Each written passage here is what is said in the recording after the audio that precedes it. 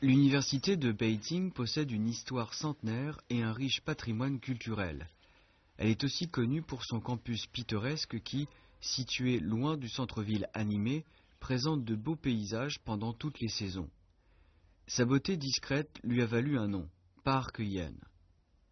Aujourd'hui, peu de gens savent qu'il a été le campus d'une autre université, l'université de Yenching, et qu'il a acquis le nom de Park Hyen à cette époque. Le parc Hyen possédait déjà ces beaux paysages au début du siècle dernier, alors que son créateur était l'Américain John Layton Stewart, qui a dirigé l'université de Yenching pendant 27 ans.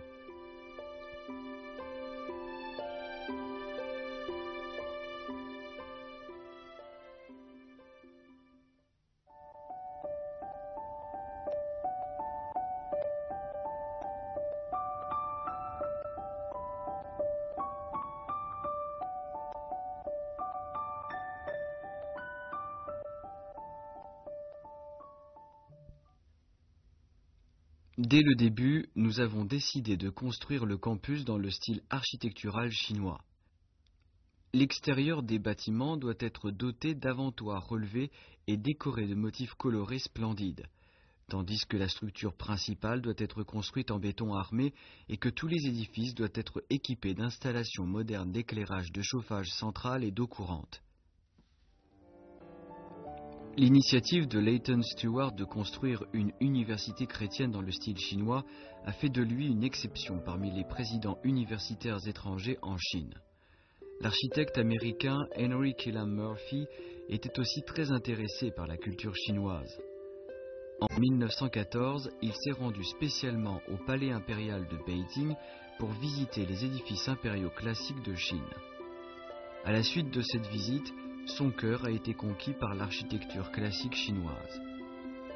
Il a estimé que le palais impérial de Beijing constituait le meilleur groupe d'édifices dans le monde et qu'il ne fallait jamais laisser disparaître cet art architectural de première classe mondiale.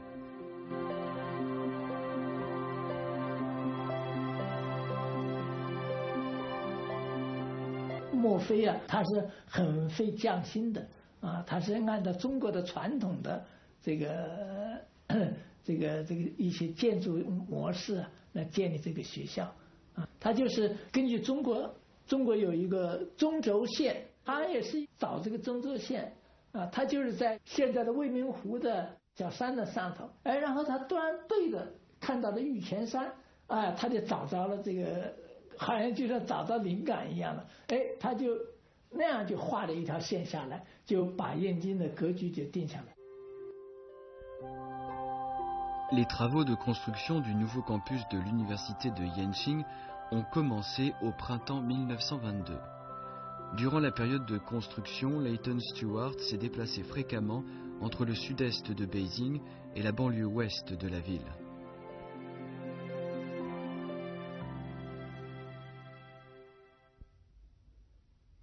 J'ai compris petit à petit que la réalisation d'un rêve coûtait de l'argent.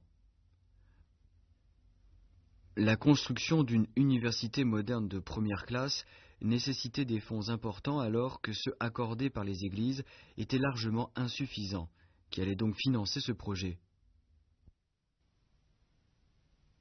司徒他后来很自豪地说：“我这个学校没有花美国政府和中国政府一分钱，全部是私人捐款。”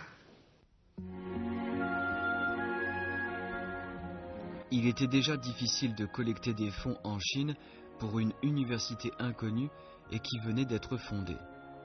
Il était certainement encore plus difficile de collecter des dons privés aux États-Unis.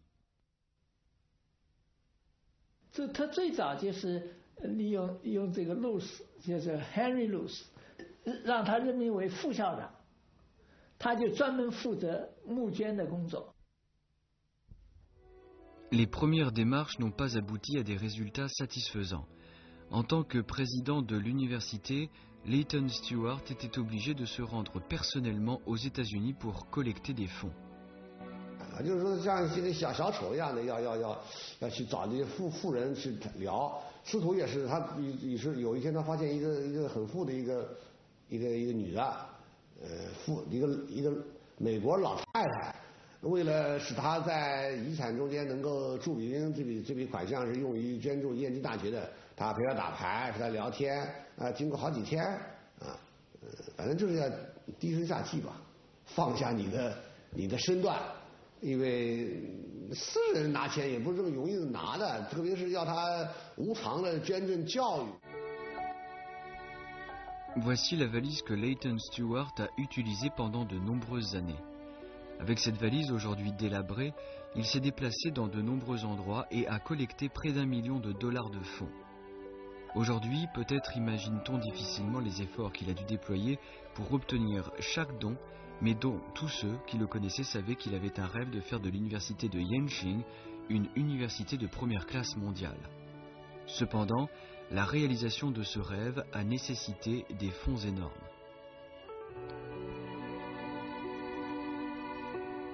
所以，司徒雷登到燕京来以后，他10次，每年10次，1年去1次，到美国去募捐。很多这个燕京的老教授都跟他一起。De 1922 à 1937, Leighton Stewart s'est rendu 10 fois aux États-Unis et a collecté des fonds totalisant 2,5 millions de dollars US. 他很辛苦，嗓子都喊哑了，有时候都得不到休息。Si Leighton Stewart a pu tenir bon pendant 10 ans, c'est parce qu'il savait que derrière lui, un chantier attendait des fonds et que les étudiants étaient assoiffés de connaissances. Depuis l'élaboration du projet du parc Yen, Leighton Stewart a dit adieu à sa vie tranquille et agréable d'autrefois et s'est engagé dans un long parcours difficile. L'université avait besoin de fonds et il n'avait pas d'autre choix que d'aller collecter des fonds aux États-Unis.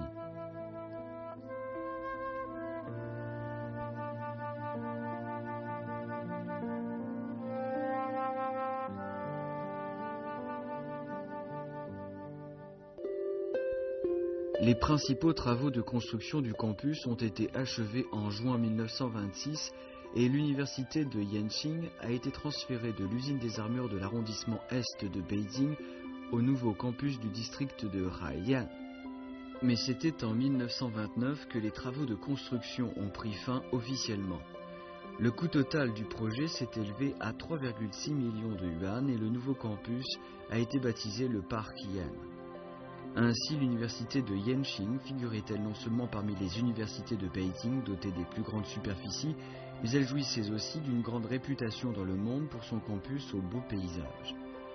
Monsieur Tsai Wen-pei, alors président de l'Université nationale de Beijing, a qualifié l'université de Yenching de l'université dotée du plus beau campus du monde. Il a calligraphié personnellement les 4 caractères chinois Université de Yenching sur une tablette horizontale qui a été accrochée au-dessus de la porte d'entrée de l'université.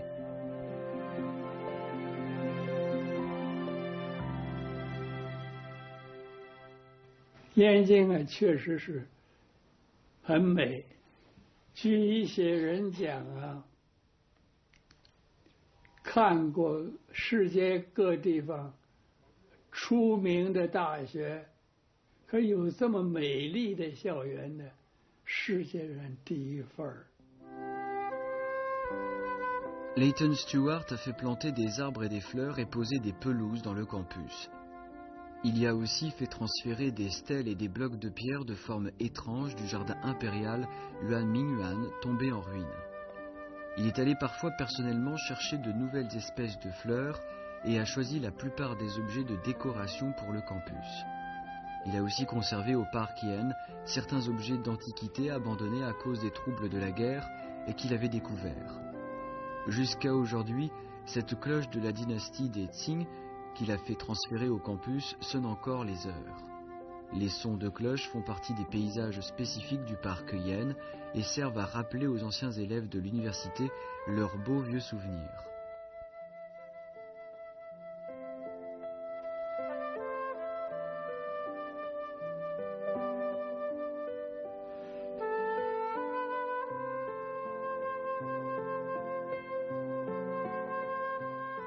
这个校园呢，那真是富丽堂皇啊！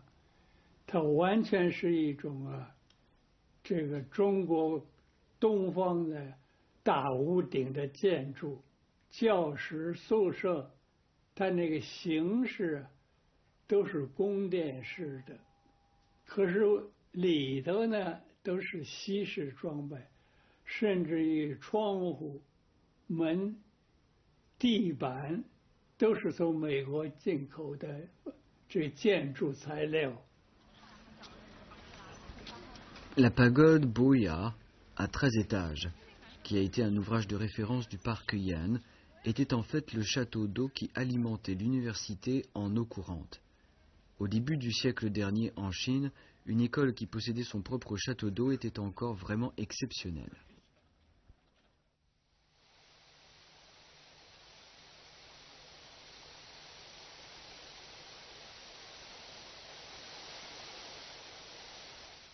Yan大呢没有用水井，一律都是自来水啊，它都是通过管道了啊，通到各个宿舍了。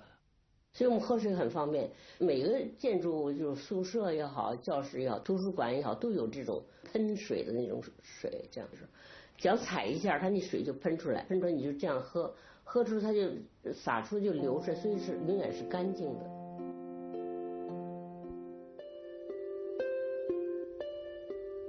Plus tard, les visiteurs venus des 4 coins du monde n'ont cessé de faire l'éloge de notre université, en affirmant qu'elle possédait le plus beau campus du monde de telle sorte que nous en étions aussi persuadés.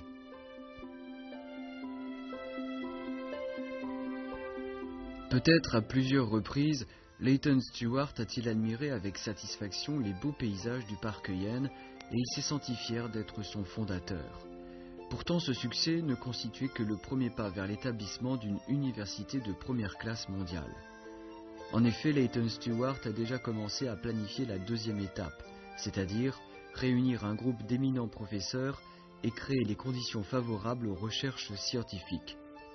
Pour inviter les célèbres professeurs et chercheurs à travailler dans son université alors inconnue, Leighton Stewart devait souvent intervenir personnellement et faire preuve d'une plus grande sincérité par rapport aux autres universités.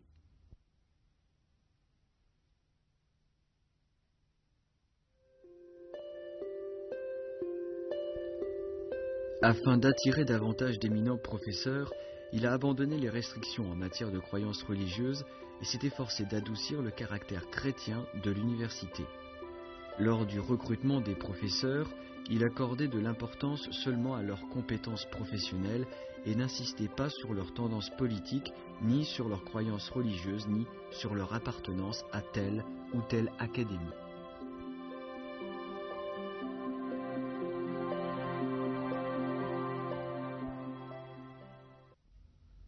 La civilisation n'appartient pas à une nation, mais au monde entier. L'intégration des civilisations de différentes nations permet d'approfondir la compréhension entre les différentes nations.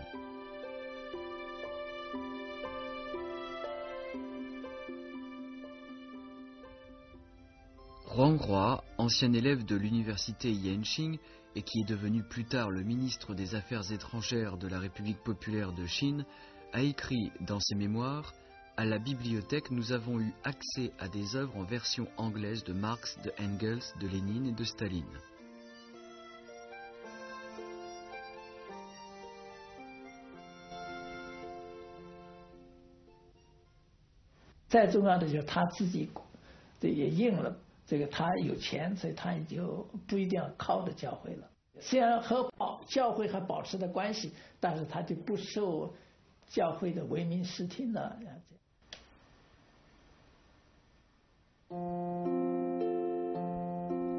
En ouvrant l'édition de 1937 de l'annuaire de l'université de Yenching, il nous semble revenir à la vie au campus il y a plus de 70 ans.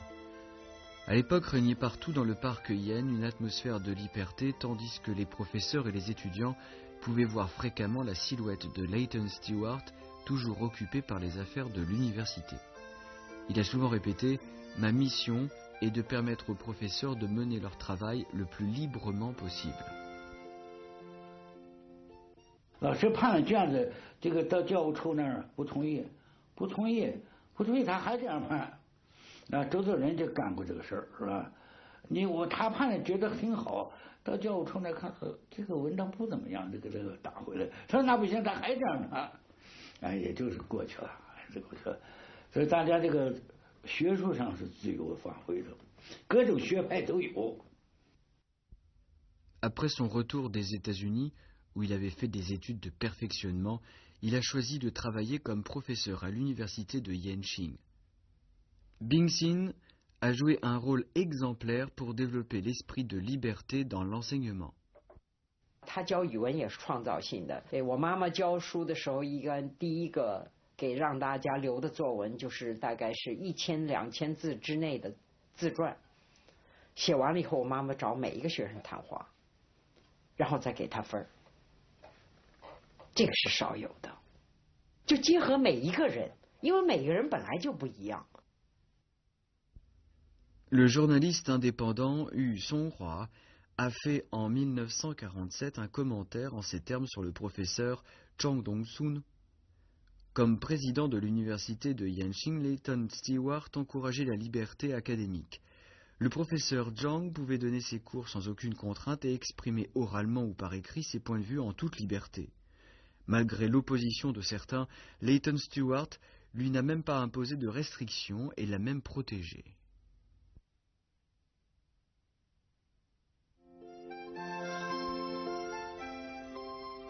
La liberté académique et les salaires élevés de l'université de Yenching ont attiré un groupe d'éminents professeurs et chercheurs.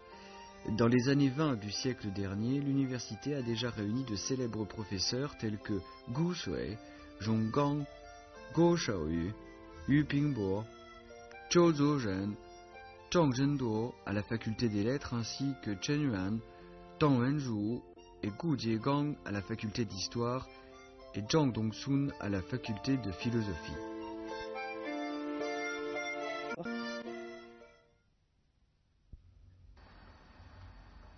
Guan Yu-shan, âgé aujourd'hui de 99 ans, cet ancien élève de l'université de Yenching a fait des études à la faculté de chimie. Une fois diplômé, il a été recruté par Leighton Stewart en tant que professeur d'éducation physique.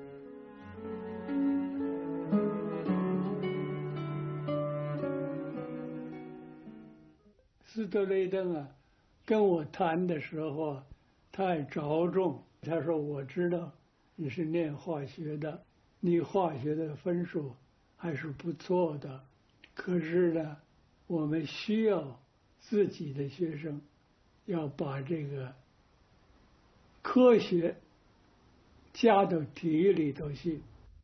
Leighton Stewart a non seulement engagé de meilleurs professeurs, mais a aussi introduit de nouveaux concepts dans la mise en place de disciplines.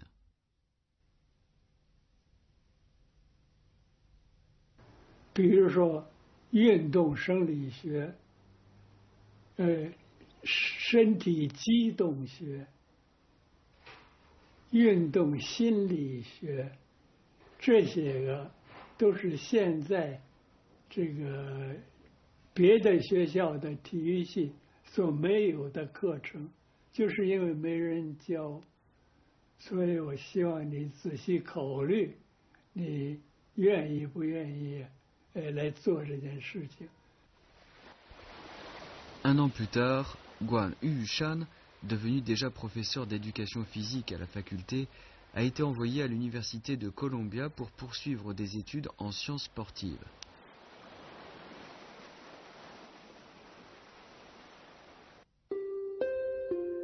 En 1929, grâce à l'intervention personnelle de Leighton Stewart dans la solution des problèmes des fonds et des professeurs, l'université de Yenching fondait la faculté de journalisme en coopération avec l'université du Missouri des États-Unis.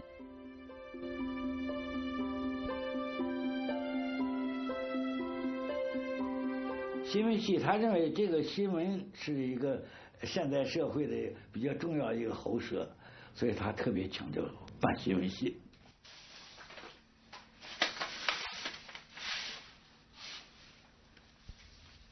Dans les documents historiques qu'il a collectés, il n'y avait pas de photos sur la faculté de journalisme. Aujourd'hui, rares sont ceux qui connaissent les grands journalistes du milieu de la presse chinoise qui étaient diplômés de l'université de Yenching, tandis que peu de gens se rappellent que la faculté de journalisme de l'université de Yenching a été la première faculté du genre en Asie.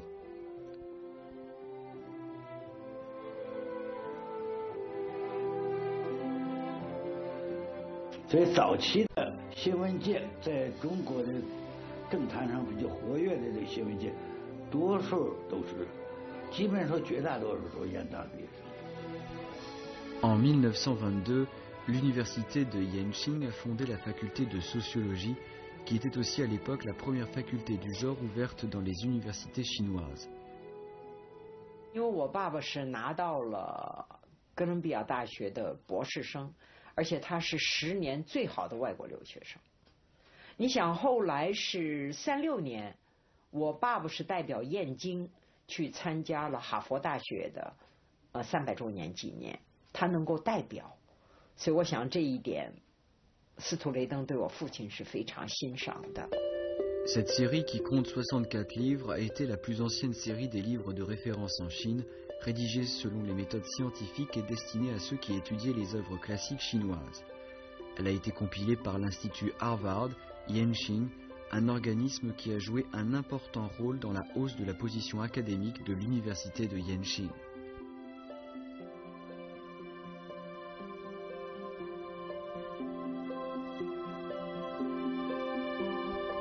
Au début du siècle dernier, Charles Martin Hall, un grand industriel du secteur de l'aluminium des États-Unis, a laissé un important héritage à une fondation de l'éducation.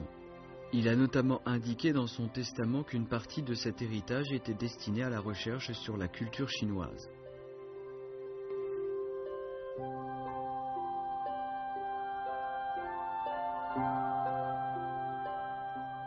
当时1920年代，哈佛大学已经是世界名校了。燕京大学还是一个兴办没有10几年的一个学校，那么显然是不在一个起跑线上。但是司徒就看到这一点，他就运用了这个燕京大学的国文资源。Leighton Stewart accordait une grande importance à l'enseignement de la langue et de la littérature chinoise. Il a engagé beaucoup d'éminents professeurs comme Wu Lei-chuan. Finalement, parmi de nombreuses universités chinoises en compétition, y compris l'université de Beijing, la fondation américaine a choisi l'université de Yenching. Je remercie beaucoup les autorités de l'université Harvard d'avoir donné l'autorisation de lier le brillant nom de l'université à celui d'une petite école chrétienne chinoise. La possession des fonds importants, la participation d'éminents professeurs et la coopération avec une université de réputation mondiale, tout cela a permis à l'université de Yenching d'élever rapidement sa position dans le domaine académique.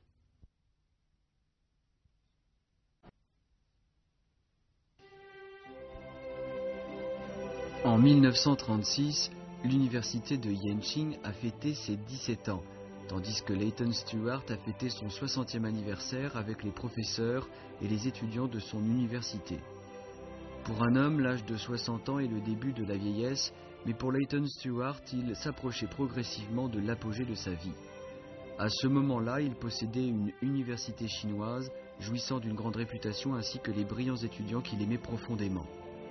Peut-être cette université et ses étudiants ont-ils déjà fait partie de sa vie.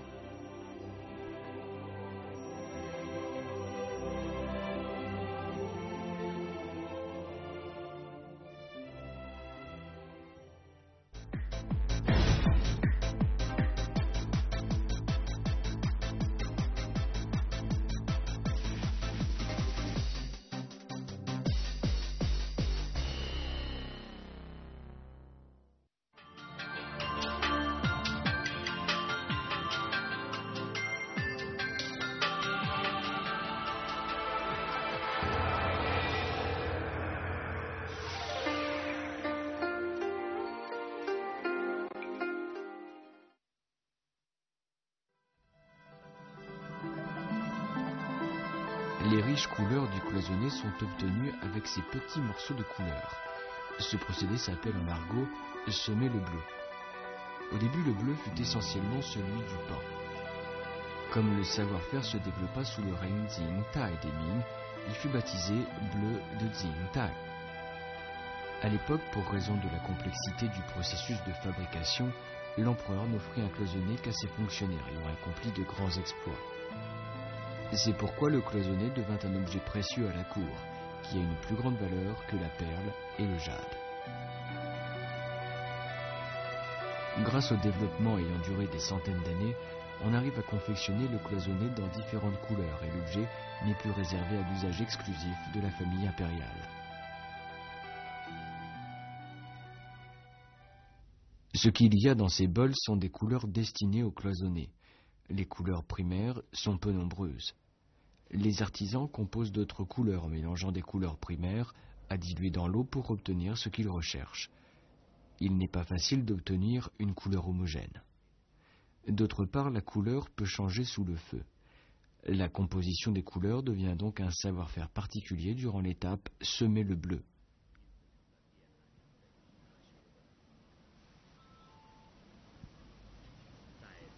Semer la couleur dans le filigrane est une épreuve d'habileté pour l'artisan. La couleur est préparée avec l'eau. Mise sous le four chauffant, la couleur se rétrécit. Par conséquent, le remplissage et la cuisson se renouvellent à plusieurs reprises jusqu'à ce que l'objet concave soit complètement rempli, voire même qu'il déborde un peu.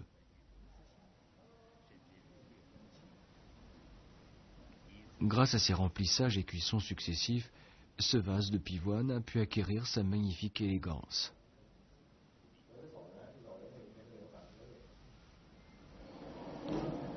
La couleur dégradée des pétales de fleurs nécessite 2 couleurs, voire plus. Le dégradé des couleurs est quelque chose d'extrêmement difficile à obtenir sur le plan technique. La magnifique couronne a 3 couleurs, le rouge, le jaune et le blanc. Les artisans sèment les couleurs du clair au foncé, puis ils augmentent progressivement la quantité d'eau dans le mélange pour diluer la couleur. Cette dégradation naturelle et harmonieuse des couleurs dépend totalement du savoir-faire performant de l'artisan et de son sens artistique.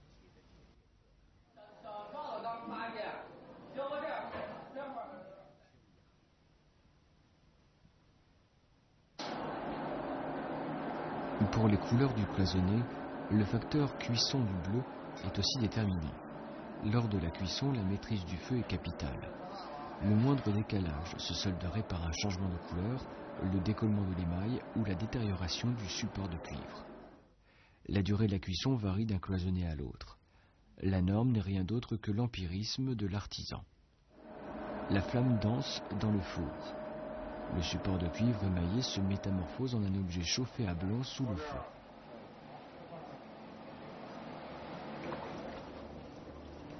Le ponçage est aussi une étape de la confection du cloisonné. On recourt à l'aventurine pour décaper l'émail de sorte que le filigrane se dévoile à la surface. Puis on ponce, à l'aide de cette pierre jaune et du charbon de bois logé jusqu'à ce que sa surface devienne lisse et brillante. À la fin, on recourt à un tissu tournant pour polir l'objet. Semer, cuire, poncer, ces procédés magiques génèrent une couleur unique. Le cloisonné nous procure une sensation visuelle d'objet sublime, voire surnaturel. Il est sans équivoque une perle éclatante parmi les 8 merveilles de Peiping